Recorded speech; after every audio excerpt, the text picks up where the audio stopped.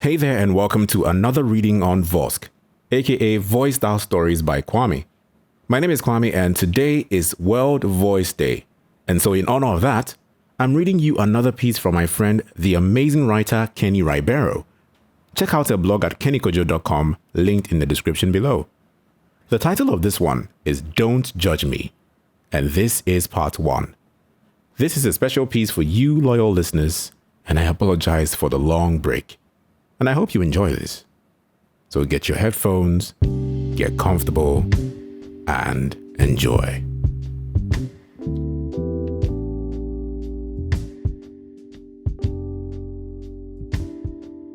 "11:56 p.m. It was late, and I should have been getting some rest, but I was waiting for her to text me back. It was not like her to fall asleep without saying goodnight. She was probably busy. I hated it. The fact that I'd become this dependent on her, this clingy. I hated the fact that she knew she had me in her pocket, at her beck and call. I also hated the fact that I couldn't seem to control it. I remember when I first met her. It was at Aquili's traditional marriage ceremony. I hate ceremonies of any kind, but Aquili was never going to forgive me if I didn't show up. She sat beside me through our biochemistry class in the university, and always remembered to buy an extra handout for me just in case my forgetful self walked into class without one. She was family. Never mind the fact that I didn't like her husband-to-be. She was happy and I was happy for her. So even if it killed me to listen to the over-dramatic Ochiame go on about the contents of the presents the man came bearing, I would endure it for my dear Akwede. It was not as terrible as I thought it would be. All of our classmates turned up, which wasn't surprising. Aquili was everyone's sweetheart. The food was good, and the palm wine was in abundance, not that I expected anything less. It was time for Aquili to be brought out. Half of the ladies on my table got up to take pictures of the bride and her entourage. I got out of my seat to get a better view and also to save myself the misery of the ahs and ohs about her dress, the makeup, her hair, blah blah blah. Leaning against one of the bamboo pillars that had been erected for the day, I had a perfect view of the entire thing. Being a 6'4" had its perks after all. That's when I saw her. Not Aquili. Clara. She was the first person in the procession, probably because she was petite. The first thing I noticed was her daring haircut. I also noticed that her white lace dress was scandalously short, revealing her slightly bowed legs. She was dark brown, same color as dark chocolate, and was wearing red lipstick. She was leading the other girls in the dance. It was simply delightful to watch. She turned to speak to the girl behind her. That's when I saw that she had a gap in her perfectly white teeth. I was smitten. I spent the rest of the ceremony watching Clara. Maybe staring would be a more appropriate word. At one point, our eyes met and she waved at me. When I waved back, she started to make her way to me. "Hi, you're very tall." I laughed, simply because nothing that was going to come out of my mouth would make any sense. "You must be Aquili's friend, because you're definitely not family. I would have run into you at one of the family's reunions." Just then, one of Aquili's cousins gestured at her, and she sighed. "Duty calls. I'll be right back." It was when she left that I realized how quickly my heart was pounding, like a drum being beaten by a possessed traditional priest. She was back before I had a chance to recompose. This time, she had taken off her bright red heels and was wearing golden brown sandals. "I don't like weddings," she announced matter-of-factly. "The whole process is a bit too overbearing for me."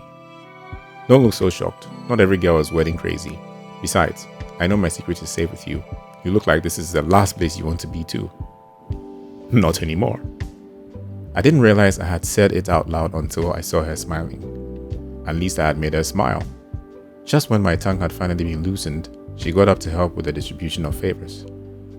I seized the opportunity to say a quick hello to Aquili, and then take a picture with her and her new husband. "Aw, Kobby, you made it." "I wouldn't miss it for anything in the world. You look amazing." We made small talk and then I excused myself.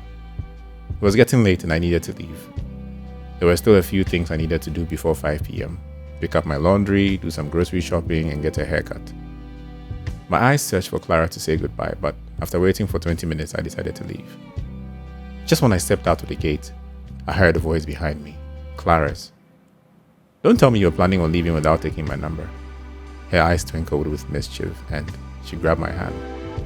After scribbling her number in my palm, she beamed and said, "Call me." I did. That night and every other night. Sometimes I let her do all the talking just because I loved the sound of her voice.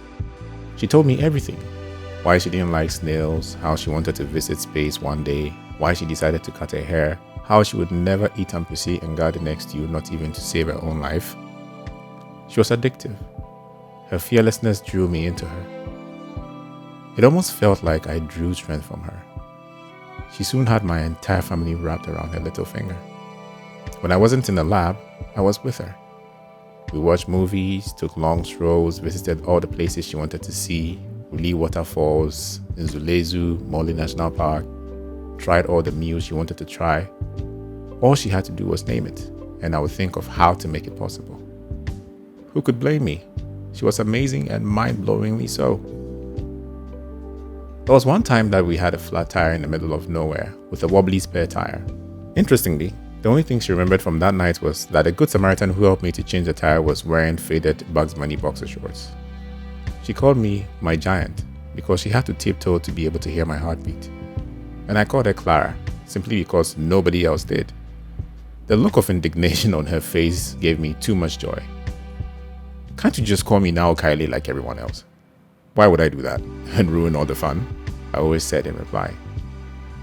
Her birthday was approaching, and I had a whole lot of things lined up for the day. It was our first birthday together, and I was determined to make an impression. I picked her up from work that day in a really good mood. After dinner at La Villa Boutique Hotel, I drove to Legon campus and parked behind Commonwealth Hall. It had a perfect view of Accra by night. After small talk, I reached into my pocket and pulled out a box. "Clara, I brought you here because this is the most breathtaking view I know in Accra. It is not even half as breathtaking as you are. You have brought me so much joy over the last 8 months, like a gift that keeps revealing more exciting layers each day. Happy birthday. I love you." She was surprisingly quiet, and I noticed tears glistening in her eyes. I opened the box to reveal a silver Michael Kors watch with the inscription, "Happy birthday, my Clara. You light up my world more than any of the constellations can." After reading it to her, I fastened the clasp around her wrist. "This love is timeless, Clara. This watch is supposed to remind you of that every day. I love you, and there's nothing you can do about it." "Kobby, this is too much," she whispered. "Well, it's just the beginning," I replied with a smile. "I need to tell you something, Kobby. The timing has never been right, and today I know that it can't be worse, but I keep lying to you. I'm married.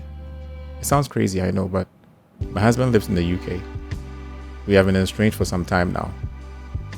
Kobby, you are the one I love. I was just afraid. I thought I would lose you. Please don't hate me." It felt like I was having an out-of-body experience. Suddenly, everything made sense. Why Aquile still didn't know about us, why she kept postponing my meeting her parents, why she was low on PDA when we were out together, why she never picked that +447 call no matter how many times the person called. When I finally found my voice, it was tinged with anger. "Clara, Kobby, I'm sorry. How could you be this selfish? How could you conveniently leave out this detail for 8 good months? How about after the second phone call?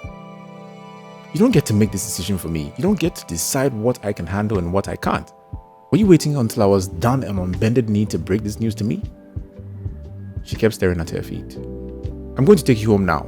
Please don't call me. You owe me that much. I need space to process this.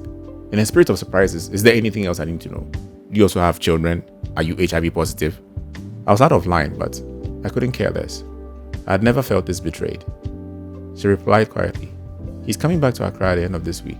His parents want us to try counseling one last time." I didn't say a word the rest of the ride. Her "Good night, Kobby, I'm truly sorry" was met with stony silence. For the first time, I understood what the word heartbreak meant. When I was in SS, my dorm mate got a letter from his girlfriend telling him that she had found someone else. We laughed at him because he claimed his heart was aching. That night, I realized that he didn't mince words. My heart was literally aching. I avoided her calls and texts for a whole 24 days. I hated the fact that I had to fight the urge to pick up the phone anytime she called. One Tuesday evening, I picked up my phone to see 15 missed calls from a strange number. Just then, my phone rang again. Is this Mr. Kobby Osuawaje? Clara Naokaile Bruce has your number on her phone as a last dialed number. She has suffered a sickle cell crisis and has been admitted here at Lister Hospital. Apparently, she saved my number as her emergency contact. They asked me to rush over to the hospital to see her. Every speed ramp and traffic light became invisible to me. I drove like a madman riding a horse. The sight of her frail body in that huge hospital bed broke my heart. I began to torment myself with the thought that all this could have been my fault. I wanted to carry her in my arms and whisper that everything was going to be alright. But the stern look on the face of the night nurse kept me in check. I spent the night on the floor beside her, waking up every time I heard her stare. I was wallowing in regret when she opened her eyes. With labored breathing, she managed to get a few words out. Do you hate me? You don't need to answer that, I know. I know it was selfish of me not to tell you. Kobby, I need you. The past few days have been pure torture. I know I don't deserve it, but please forgive me. Don't leave me alone, Kobby. I don't want a world without you in it. 11:56 p.m. It was late. I should have been getting some rest, but I was waiting for her to text me back. It was not like her to fall asleep without saying goodnight. She was probably busy. I hated it. The fact that I had become this dependent on her, this clingy. I hated the fact that she knew she had me in her pocket at her beck and call. I also hated the fact that I couldn't seem to control it. I know it doesn't make sense. I should be keeping my distance. I should be avoiding her calls, especially since she hasn't sorted out her issues with her husband. I know it's reckless, foolish even, but my heart and mind want two different things. Don't judge me.